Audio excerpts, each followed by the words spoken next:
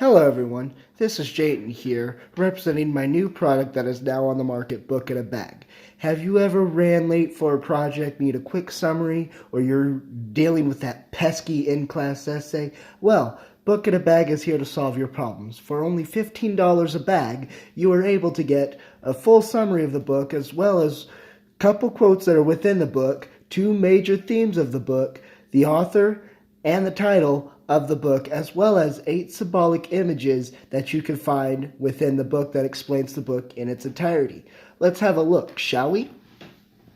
Okay, so the book we have here is Sula by Toni Morrison. And if you could look at the front part of the bag, you can see one major theme where it's the good versus the evil. Okay, many times throughout the book, what happens is after Chicken has died in the book, Sula is often contemplating with this idea of, is she really good or is she really evil? And so throughout the entire book, you see her fighting with herself about whether she's really a good person. And you can see right down here, there's an included quote, like any artist without an art form, she became dangerous, by Toni Morrison.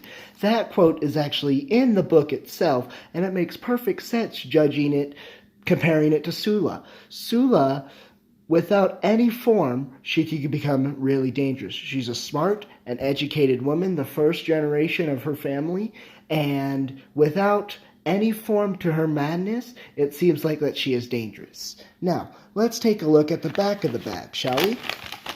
So, at the back of the bag, you can see that there is another major theme right here, and that is dealing with mothers and motherhood. So, as we go through the book, you will see multiple occasions of motherhood. You will see Sula fight with her grandmother about becoming a mother. And in reality, motherhood is a blessing according to her grandmother. As you can see here, you can see an image of a pregnant lady looking down, and she's very happy to have the ability to conceive a child. Okay, and as you can also notice, there's two quotes. Let me start with the motherhood quote first. Now, this quote is a quote that isn't directly in the story, but it relates to the story. And it says, being a mother is learning the strengths you didn't know you had and dealing with the fears you didn't know existed.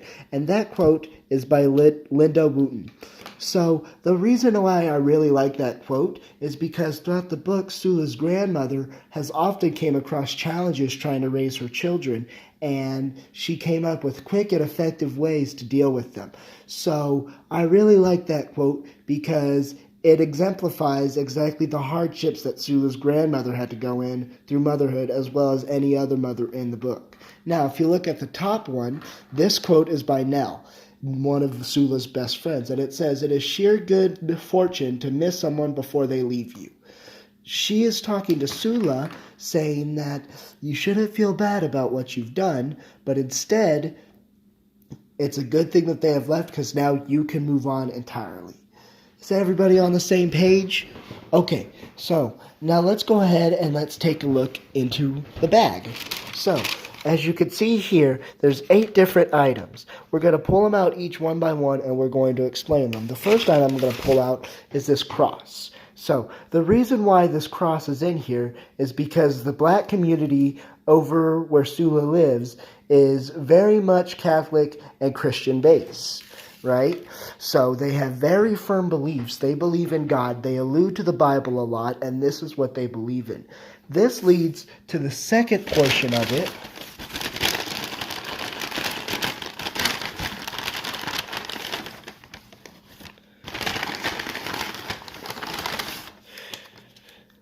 So, their beliefs lead to the second portion of it. When Sula comes back from her college training, from her college education, people often think that she's the devil because she strayed away from where she was originally born. This is a sign of the devil, and this represents Sula herself and what the community sees her as. Now, as we keep going through, like I had mentioned before, Sula is an educated woman, which is why we have a small, tiny briefcase right here. So this briefcase is meant to symbolize that she is now educated, and while she may not think that she is better, people think that she acts like she is better because she is an educated woman. So we have our first 3 objects. The cross represents the Catholic and belief system that is going on in the community that Sula grew up in. Because of that belief system, it made people think that she was possessed by the devil because she is an educated woman. And because she acts differently, she becomes more harder as we go out through the book. Now, there's another thing that represents that, and that is her birthmark. So as you notice, Toni Morrison, as she's developing Sula throughout the entire story, she has this birthmark that's right below her right ear, right? So with that birthmark, as she gets older, the birthmark darkens. And according to Shadrach in the book, the birthmark looked like a tadpole. But he also noticed that as she got older, the birthmark darkened, which can also allude to the fact of her own character darkening as she goes throughout the book. So, furthermore, let's talk about Shadrach for a little bit. As you can see here, there is a little noose. Okay, and at the beginning chapters of the book, it was talking about how Shadrach has gone insane and how people think that he is crazy after he came back from World War I.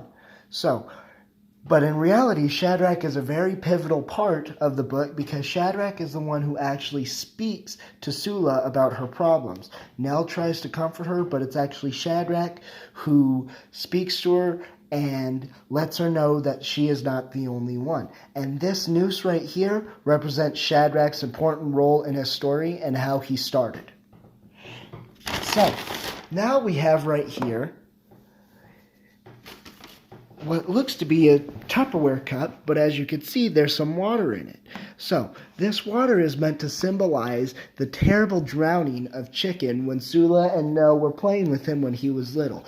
This drowning, however, has gotten to Sula over and over. It's what constantly makes her think if she's a good person, because she was the one that had held him last, and when she let go, he drowned.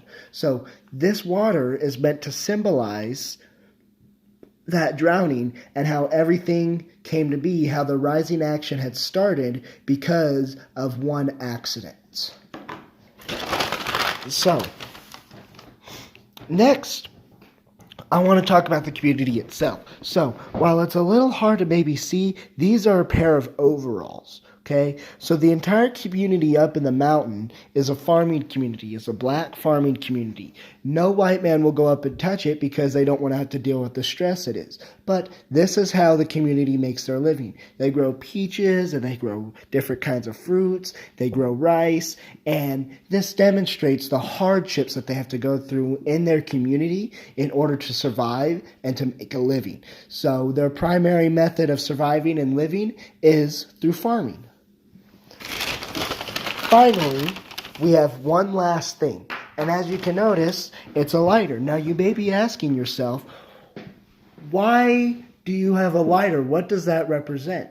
Well, for the simple reason that what does a lighter create? A lighter creates fire. If you push down on it, you can see a spark, which is meant to create the fire. And in the book, fire is a very symbolic feature. So, just like the water that we have right here, there are actually two very different pieces of symbol in the book. The fire, as you can notice, in the first beginning chapters of the book, the fire is meant to purify the evil that comes their way. So the grandmother of Sula had burned her own son when he came home with PTSD, and the reason that she did that was to purify his conscience and send him to heaven. So you see this multiple times throughout the book. You see the burning of multiple people, including Sula's own mother, right? So the fire in this community is meant to purify and to cleanse those souls so they are able to go to heaven.